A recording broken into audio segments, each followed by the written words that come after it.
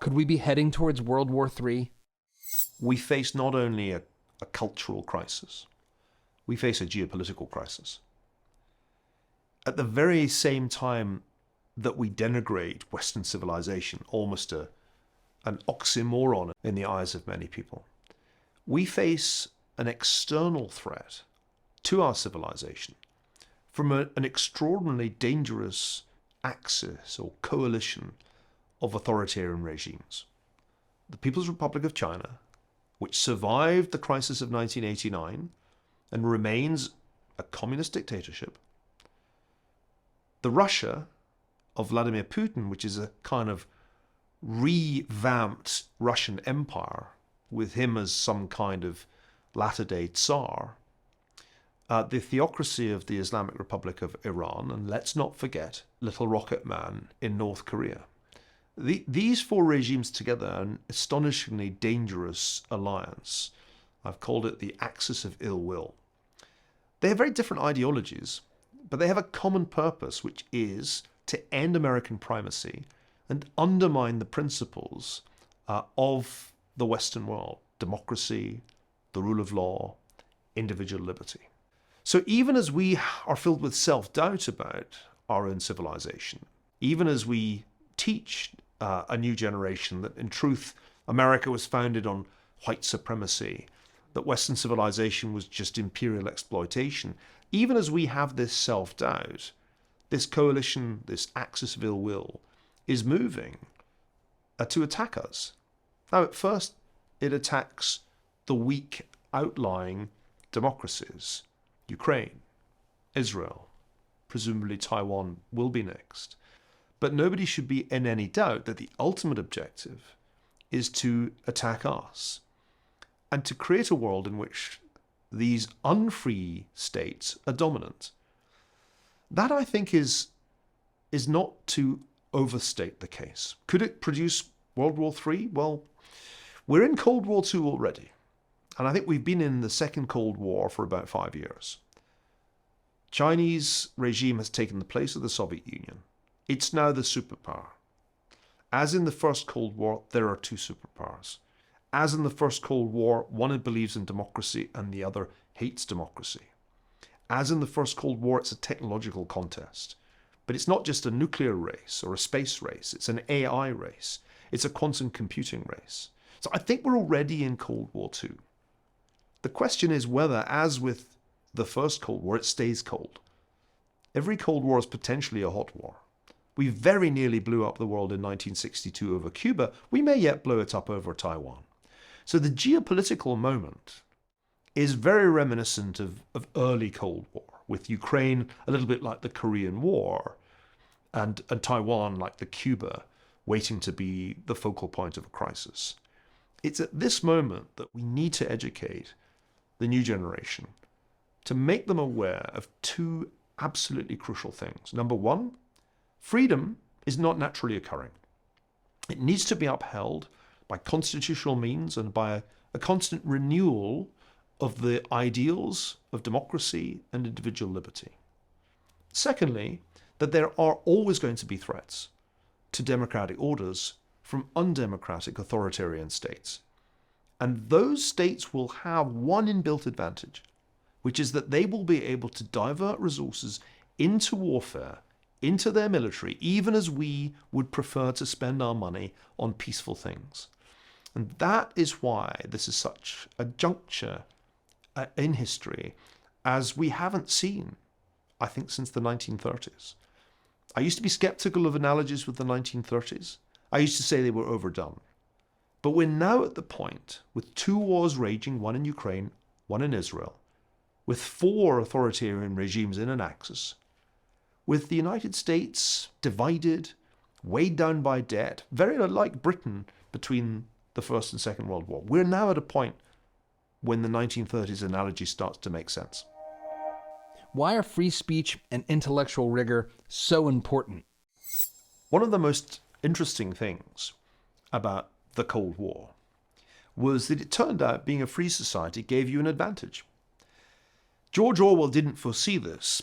When he coined the term Cold War, it was in 1945, he thought that the atomic powers would all be totalitarian. And that, of course, led to his great novel 1984. Orwell was right about many things, but the United States did not become an unfree society with telescreens in everybody's apartment, nor did Britain. The free world stayed remarkably free. Wasn't perfect, but it was a lot better than the Soviet world. And ultimately, the United States and its allies won the First Cold War because they had freedom. Out of intellectual freedom comes greater innovation. It's very hard to be truly innovative in an unfree society because there are no rewards for original thinking, only risks and punishments. So luckily, freedom, in addition to being inherently good, has spin-off benefits. You're better at innovating.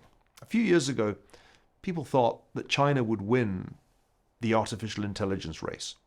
I can remember the arguments. They have more data, they have fewer restraints on what they can do with it. It turned out to be wrong. It turned out to be American companies that made the big breakthrough with large language models, American companies with some very talented British data scientists too. So the lesson of history is that a free society is also a stronger society. It's not accidental that the United States is still the biggest economy in the world. Being America has been partly resource endowment. North American continent has a lot to offer, but it's also the institutional benefit of running that resource-rich North American continent with the operating system of democracy and rule of law.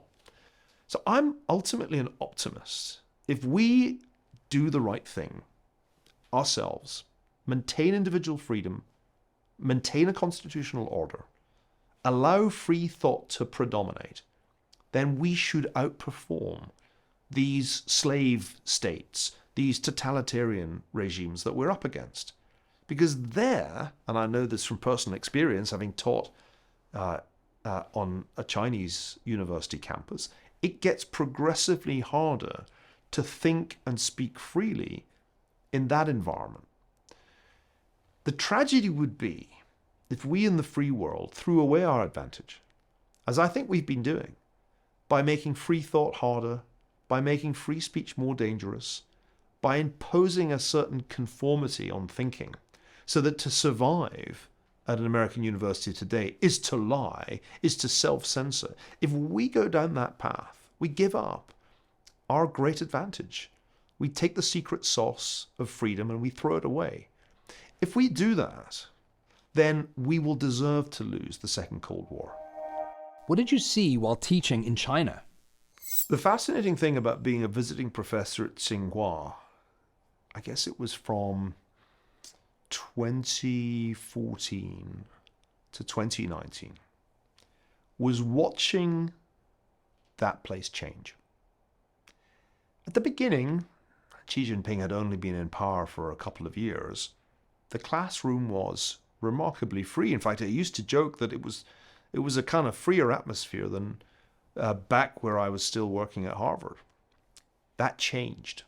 In fact, with every passing year, one felt less able to speak, and one saw one's colleagues feel more inhibited because Xi Jinping increasingly tightened the Communist Party's control over the university during those years.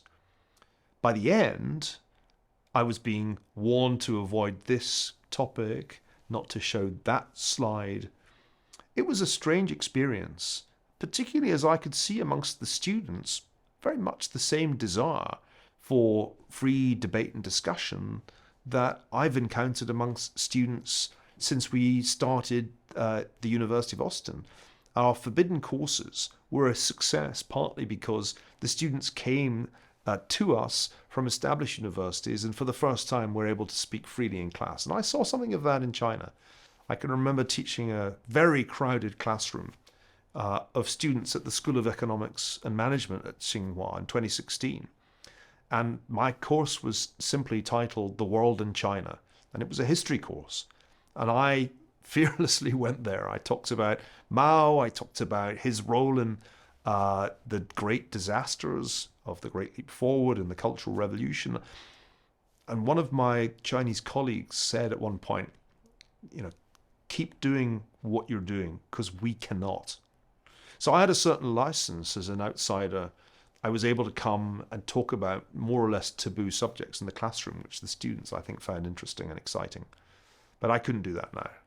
That period of relative liberalization on Chinese university campuses is over. I know that because former colleagues now have to study Xi Jinping thought.